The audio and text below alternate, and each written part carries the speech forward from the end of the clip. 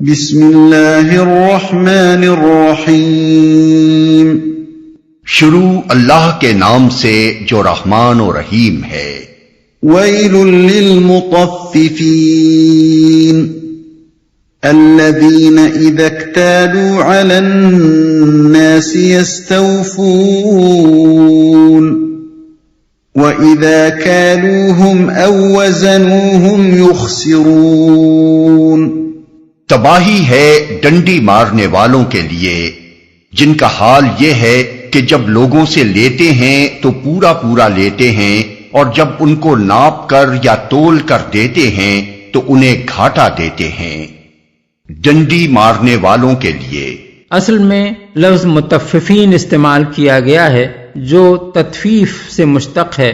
عربی زبان میں تفیف چھوٹی چیز اور حقیر چیز کے لیے بولتے ہیں، اور تطفیف کا لفظ اصطلاحاً ناپ تول میں چوری چھپے کمی کرنے کے لیے استعمال کیا جاتا ہے، کیونکہ یہ کام کرنے والا ناپ کر یا تول کر چیز دیتے ہوئے کوئی بڑی مقدار نہیں اڑاتا، بلکہ ہاتھ کی صفائی دکھا کر ہر خریدار کے حصے میں سے تھوڑا تھوڑا اڑاتا رہتا ہے، اور خریدار بیچارے کو کچھ پتہ نہیں چلتا کہ تاجر اسے کیا اور کتنا گھاٹا دے گیا ہے۔ گھاٹا دیتے ہیں۔ قرآن مجید میں جگہ جگہ ناپ تول میں کمی کرنے کی سخت مذمت اور صحیح ناپنے اور تولنے کی سخت تاکید کی گئی ہے۔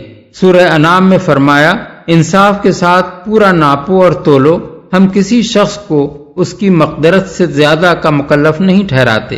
آیت 152۔ سورہ بنی اسرائیل میں ارشاد ہوا، جب ناپو تو پورا ناپو اور صحیح ترازو سے تولو۔ آیت 35۔ سورہ رحمان میں تاکید کی گئی کہ تولنے میں زیادتی نہ کرو، ٹھیک ٹھیک انصاف کے ساتھ وزن کرو اور ترازو میں گھاٹا نہ دو۔ آیات 8 اور 9۔ قوم شعیب پر جس جرم کی وجہ سے عذاب نازل ہوا وہ یہی تھا کہ اس کے اندر ناپ تول میں کمی کرنے کا مرض عام طور پر پھیلا ہوا تھا، اور حضرت شعیب کی پے در پے نصیحتوں کے باوجود یہ قوم اس جرم سے باز نہ آتی تھی۔ ألا يظن أولئك أنهم مبعوثون ليوم عظيم يوم يقوم الناس لرب العالمين۔ کیا یہ لوگ نہیں سمجھتے کہ ایک بڑے دن یہ اٹھا کر لائے جانے والے ہیں، اس دن جبکہ سب لوگ رب العالمین کے سامنے کھڑے ہوں گے۔ ایک بڑے دن، روز قیامت کو بڑا دن اس بنا پر کہا گیا ہے کہ اس میں تمام انسانوں اور جنوں کا حساب خدا کی عدالت میں بیک وقت لیا جائے گا اور عذاب و ثواب کے اہم ترین فیصلے کیے جائیں گے۔ کلا ان کتاب الفجار لفی سجین وما أدراك ما سجين كتاب مرقوم ويل يومئذ للمكذبين الذين يكذبون بيوم الدين۔ ہرگز نہیں، یقیناً بدکاروں کا نامہ اعمال قید خانے کے دفتر میں ہے، اور تمہیں کیا معلوم کہ وہ قید خانے کا دفتر کیا ہے؟ ایک کتاب ہے لکھی ہوئی، تباہی ہے اس روز جھٹلانے والوں کے لیے جو روز جزا کو جھٹلاتے ہیں۔ ہرگز نہیں، یعنی ان لوگوں کا یہ گمان غلط ہے کہ دنیا میں ان جرائم کا ارتکاب کرنے کے بعد یہ یوں ہی چھوٹ جائیں گے اور کبھی ان کو اپنے خدا کے سامنے جواب دہی کے لیے حاضر نہ ہونا پڑے گا۔ دفتر میں ہے۔ اصل میں لفظ سجین استعمال ہوا ہے جو سجن یعنی جیل یا قید خانے سے ماخوذ ہے، اور آگے اس کی جو تشریح کی گئی ہے اس سے معلوم ہو جاتا ہے کہ اس سے مراد وہ رجسٹر ہے جس میں سزا کے مستحق لوگوں کے اعمال نامے درج کیے جا رہے ہیں۔ وما يكذب به إلا كل معتد أثيم إذا تتلى عليه آياتنا قال أساطير الأولين۔ كلا بل ران على قلوبهم ما كانوا يكسبون اور اسے نہیں جھٹلاتا مگر ہر وہ شخص جو حد سے گزر جانے والا بد عمل ہے. اسے جب ہماری آیات سنائی جاتی ہیں تو کہتا ہے یہ تو اگلے وقتوں کی کہانیاں ہیں. ہرگز نہیں، بلکہ دراصل ان لوگوں کے دلوں پر ان کے برے اعمال کا زنگ چڑھ گیا ہے.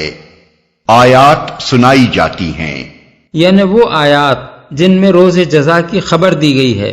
زنگ چڑھ گیا ہے یعنی جزا و سزا کو افسانہ قرار دینے کی کوئی معقول وجہ نہیں ہے، لیکن جس وجہ سے یہ لوگ اسے افسانہ کہتے ہیں وہ یہ ہے کہ جن گناہوں کا یہ ارتکاب کرتے رہے ہیں ان کا زنگ ان کے دلوں پر پوری طرح چڑھ گیا ہے، اس لیے جو بات سراسر معقول ہے وہ ان کو افسانہ نظر آتی ہے. اس زنگ کی تشریح رسول اللہ صلی اللہ علیہ وسلم نے یوں فرمائی ہے کہ بندہ جب کوئی گناہ کرتا ہے تو اس کے دل پر ایک سیاہ نقطہ لگ جاتا ہے. اگر وہ توبہ کر لے تو وہ نقطہ صاف ہو جاتا ہے، لیکن اگر وہ گناہوں کا ارتکاب کرتا ہی چلا جائے تو پورے دل پر وہ چھا جاتا ہے. بحوالہ مسند احمد، ترمذی، نسائی، ابن ماجہ، ابن جریر، حاکم، ابن ابی حاتم، ابن حبان وغیرہ. كلا إنهم عن ربهم يومئذ لمحجوبون ثم إنهم لصال الجحيم ثم يقال هذا الذي كنتم به تكذبون. ہرگز نہیں، بالیقین اس روز یہ اپنے رب کی دید سے محروم رکھے جائیں گے، پھر یہ جہنم میں جا پڑیں گے.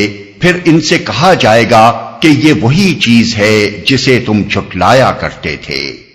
محروم رکھے جائیں گے یعنی دیدار الہی کا جو شرف نیک لوگوں کو نصیب ہوگا اس سے یہ لوگ محروم رہیں گے.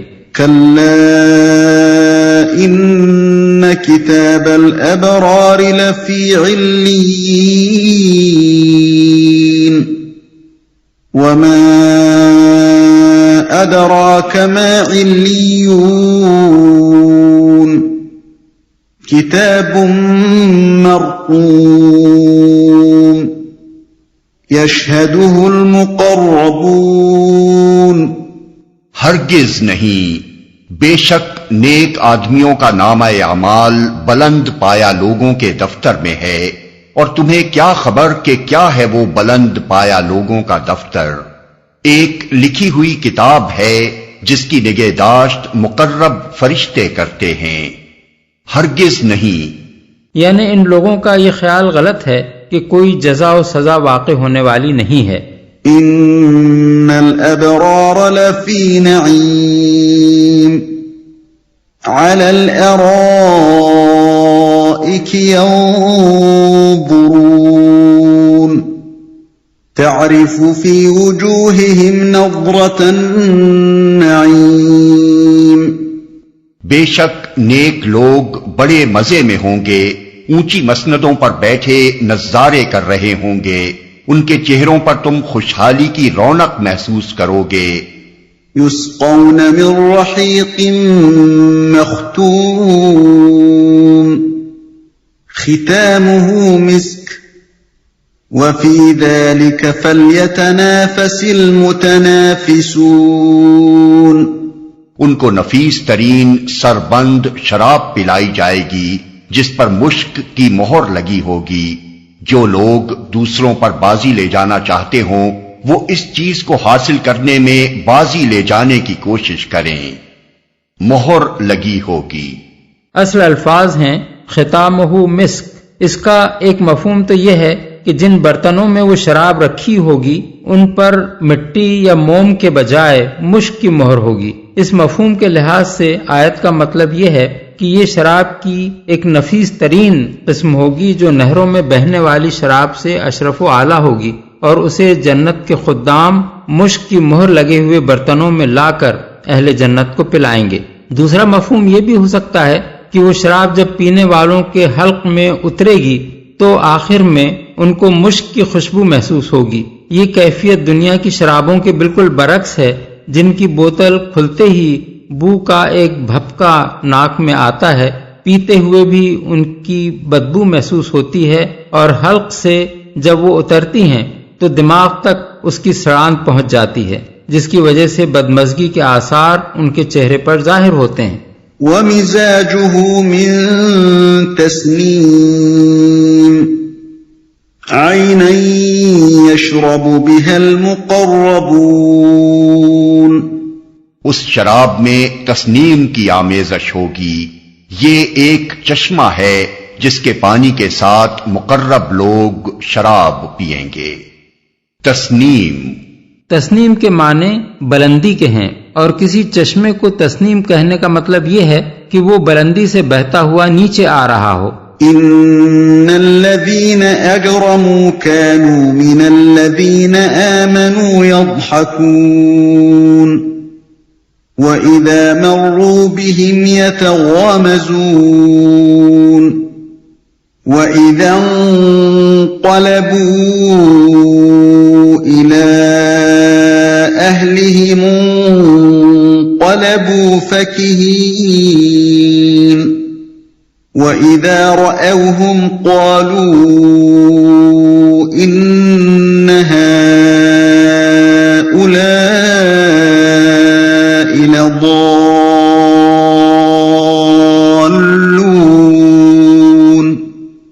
وَمَا أُرْسِلُوا عَلَيْهِمْ حَافِظِينَ۔ مجرم لوگ دنیا میں ایمان لانے والوں کا مذاق اڑاتے تھے، جب ان کے پاس سے گزرتے تو آنکھیں مار مار کر ان کی طرف اشارے کرتے تھے، اپنے گھروں کی طرف پلٹتے تو مزے لیتے ہوئے پلٹتے تھے، اور جب انہیں دیکھتے تو کہتے تھے کہ یہ بہکے ہوئے لوگ ہیں، حالانکہ وہ ان پر نگراں بنا کر نہیں بھیجے گئے تھے۔ پلٹتے تھے یعنی یہ سوچتے ہوئے پلٹتے تھے کہ آج تو مزہ آ گیا، میں نے فلاں مسلمان کا مذاق اڑا کر اور اس پر آوازیں اور پھپتیاں کس کر خوب لطف اٹھایا، اور لوگوں میں بھی اس کی اچھی گت بنی۔ بہکے ہوئے لوگ ہیں، یعنی ان کی عقل ماری گئی ہے، اپنے آپ کو دنیا کے فائدوں اور لذتوں سے صرف اس لیے محروم کر لیا ہے، اور ہر طرح کے خطرات اور مصائب صرف اس لیے مول لے لیے ہیں کہ محمد صلی اللہ علیہ وسلم نے انہیں آخرت اور جنت اور دوزخ کے چکر میں ڈال دیا ہے۔ جو کچھ حاضر ہے اسے اس موہوم امید پر چھوڑ رہے ہیں کہ موت کے بعد کسی جنت کے ملنے کا ان سے وعدہ کیا گیا ہے، اور جو تکلیفیں آج پہنچ رہی ہیں انہیں اس خیال خام کی بنا پر انگیز کر رہے ہیں کہ دوسری دنیا میں کوئی جہنم ہوگی جس کے عذاب سے انہیں ڈرایا گیا ہے۔ نگراں بنا کر نہیں بھیجے گئے تھے۔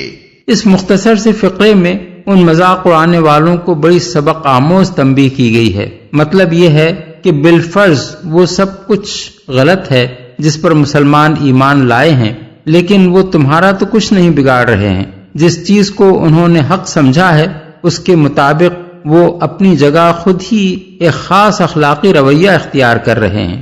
اب کیا خدا نے تمہیں کوئی فوجدار بنا کر بھیجا ہے کہ جو تمہیں نہیں چھیڑ رہا ہے اس کو تم چھیڑو، اور جو تمہیں کوئی تکلیف نہیں دے رہا ہے اسے تم خامخواہ تکلیف دو۔ فَالْيَوْمَ الَّذِينَ آمَنُوا مِنَ الْكُفَّارِ يَضْحَكُونَ عَلَى الْأَرَائِكِ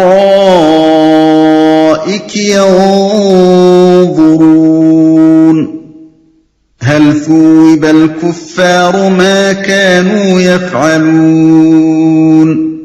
آج ایمان لانے والے کفار پر ہنس رہے ہیں، مسندوں پر بیٹھے ہوئے ان کا حال دیکھ رہے ہیں، مل گیا نا کافروں کو ان حرکتوں کا ثواب جو وہ کیا کرتے تھے۔